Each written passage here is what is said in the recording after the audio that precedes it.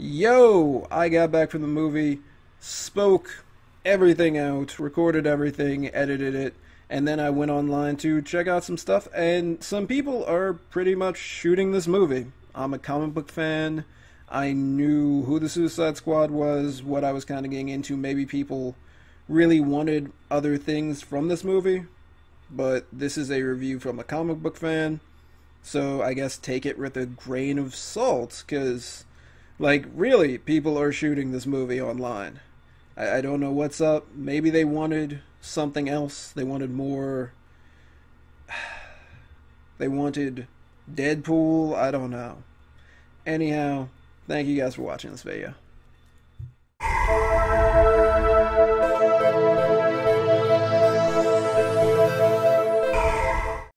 Hey guys, what's up? It's JB Illusion, freshly back from the Suicide Squad movie. If you did not know, I have been anticipating this movie for a very, very long time. I did a little bit of a background on Katana that you can see here, and one on Killer Croc. I kind of stopped doing them because it seemed like more people cared about Katana because no one knows who she is, as opposed to the, giant lizard man crocodile thing. So, if you want to see more about the Suicide Squad's history, their characters, and their backgrounds, please tell me in the comments down below. So I'm going to start this review off kind of in a weird place. I'm going to be talking about what I wanted to see in this movie. I'm a huge comic book fan. I'm a huge nerd. I watched Batman the Animated Series when I was a kid with my family, and it was just awesome. I will always have those memories of the first time I actually saw Harley Quinn appear in the show, and she was just amazing. And the relationship between her and the Joker was always this crazy, polarizing. Does he really love her? She loves him, but what is their relationship? And I wanted to see that played out on the big screen ever since I was a little kid. And then, I saw Arnold play Mr. Freeze, and I rethought that. I rethought that really, really hard. But I can say that Jared Leto as the Joker and Margaret Robbie as Harley Quinn were incredible. We got to see these very, very interesting moments of just how they interacted with each other, how they love each other, how their relationship is just really, really warped, but there's also this deep emotional connection between them, I guess you could say. It's very odd, and I would say that Margaret Robbie as Harley Quinn really pulled it off. Harley Quinn, she has that thick New York accent. She did do very, very well with that accent. But she's also kind of crazy, kind of ditzy, but also incredibly intelligent. And all of that came through in Margaret Robbie's performance. How she moved, how she talked to people, how she just acted was very, very awesome. And Harley Quinn was as funny of a character as she usually is, but there were also just a few serious moments that I will say just impressed me. Jared Leto as the Joker scares the ever-living hell out of me. Jared Leto, the way he moved, the way he just looked at someone, it was the Joker. There was an incredible, incredible performance, award-winning performance by Heath Ledger that brought out this very, very interesting side of the Joker that I thought that none of us would, really ever get to see in Jared Leto's performance. It doesn't mimic that. Jared Leto's Joker is his own, and it's very captivating. Whenever he was on screen, whenever he was interacting with Harley, with some of his henchmen, it was just a beauty to watch. Now I'm going to talk about another one of my favorite villains, Captain Boomerang, Jai Courtney. He did very good with the Australian accent, much better than what I have right now. And the thing about Captain Boomerang is he's a jerk. He's the lovable jerk of the group. Well, not so lovable depending on if you're a huge fan of the comics and you actually saw him during the Suicide Squad's first mission. If you don't count the blockbuster Brimstone thing, actually walk away and let one of his companions die just because, don't like her. You get shades of Captain Boomerang being a terrible, terrible human being and being a coward, among many other things. But Jai Courtney's performance was quite good, and I really loved how his take on Boomerang. The costume, not so much though. Needed more scarf. Jay Hernandez as Diablo. Diablo, man, I really didn't really know what to think about Diablo because he's such a kind of odd character. I really haven't heard of him too much. And not to, get some spoilers going, I'm not going to do that this review, but I will say that Diablo's story is one that will actually leave you feeling for the crazy, skull-faced, tattooed, mass murderer, which is actually something that's pretty crazy, considering that I felt like I cared so much about these guys who are all terrible, terrible human beings. I mean, Adwale Akinyu Agabe, I'm just going to call him Adwale, played a guy who actually eats people, bites people's hands off, bites, throats, eats dudes, lives in a sewer, and he had me feeling for Killer Croc. Killer Croc is very, very interesting because he's very much a mook, very, very much a grunt in the comic books, or just Batman, the animated series, whichever one you like. But you had moments in this where you could see, Killer Croc's personality shine through. He's a big guy, he's a scary guy, but he's also actually a pretty cool dude. As long as he told me, he wasn't going to bite me or eat me or drown me or, punch me, I think I could actually chill and have a beer and kick it with Killer Croc. Cara Delvinghi, I apologize if I just ruined that name, plays June Moon, a woman who was out exploring, who found a very, very interesting relic that happened to house the spirit of a witch that possessed her. She plays it very, very well. You see, Enchantress in the comics is the most unstable member of the Suicide Squad. I know, crazy, right? When you're thinking about, Captain Boomerang, the Joker's been a part of it, Harley Quinn, Deadshot, all these guys. Deadshot's going to be talked about in a second.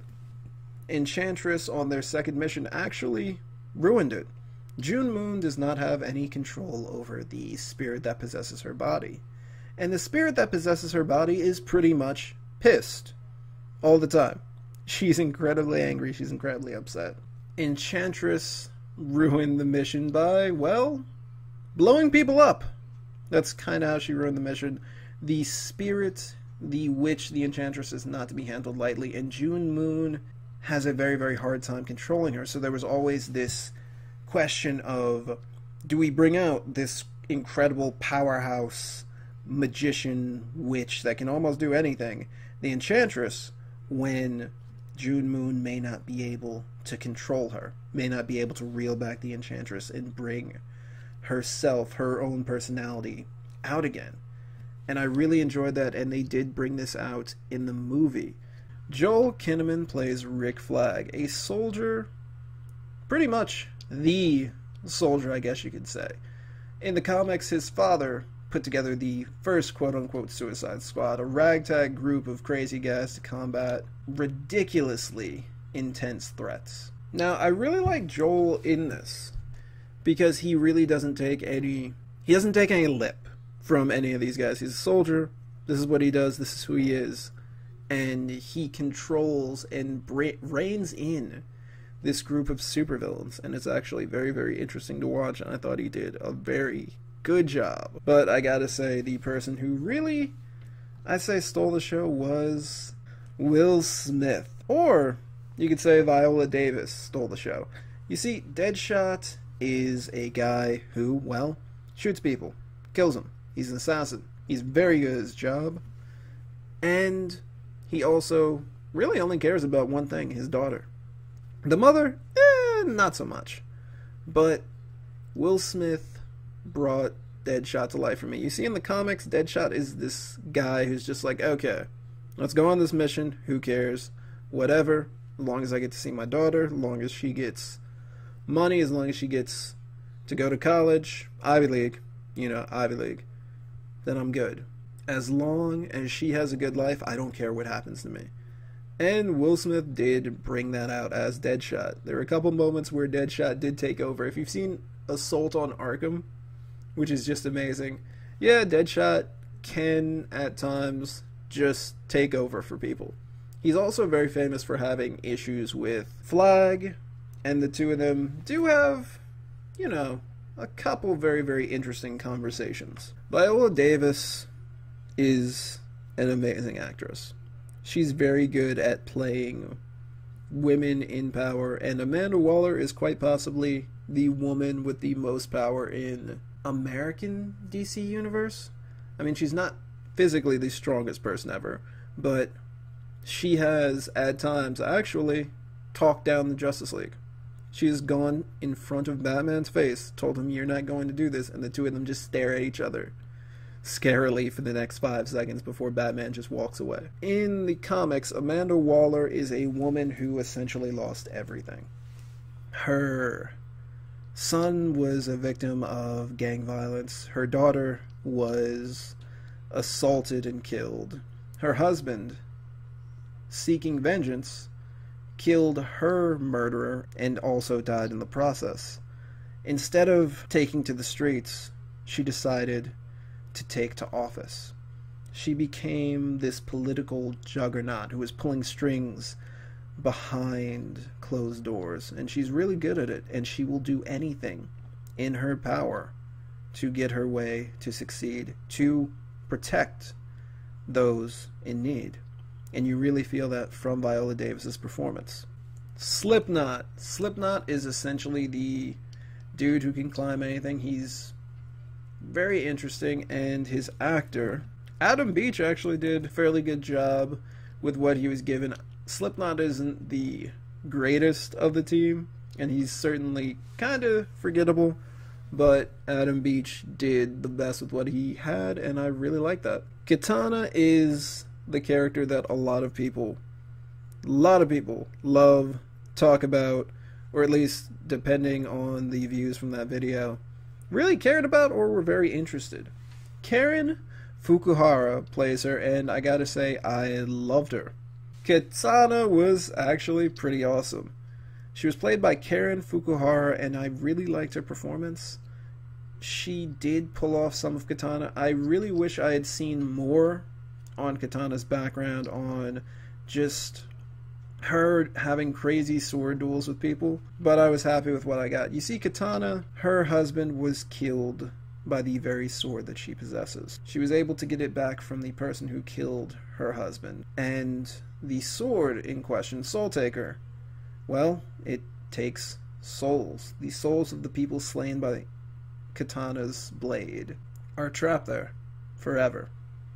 She has this very interesting relationship with her sword because that's where her husband is. She talks to the sword, she asks the sword for help, for advice, and Karen Fukuhara's just performance of Katana and her issues and her very, very interesting position with the blade that she uses was very good. I liked it. I wish I had seen more, but what I got was definitely enough. Okay, now let's talk about plot. The plot of the movie is basically, well, some meta-human crazy stuff goes down, and Amanda Waller has to, of course, get Task Force X, which is the Suicide Squad, mobilized and dispatched.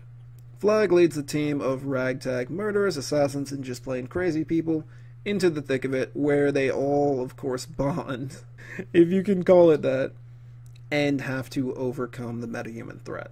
It was a little interesting to see how the metahuman threat came about. I really thought that it was going to be a lot different than what it was. I'm not very angry about what I got, but it was not the best. I thought the plot could have been a little better, a little bit tighter, but what we got was definitely good enough, because what really drives this movie isn't really the plot, but the characters behind them. Captain Boomerang, the Joker, Harley Quinn, Killer Croc, Amanda Waller, Deadshot, all of these very, very different people, very, very interesting people, are put together and essentially forced to work together.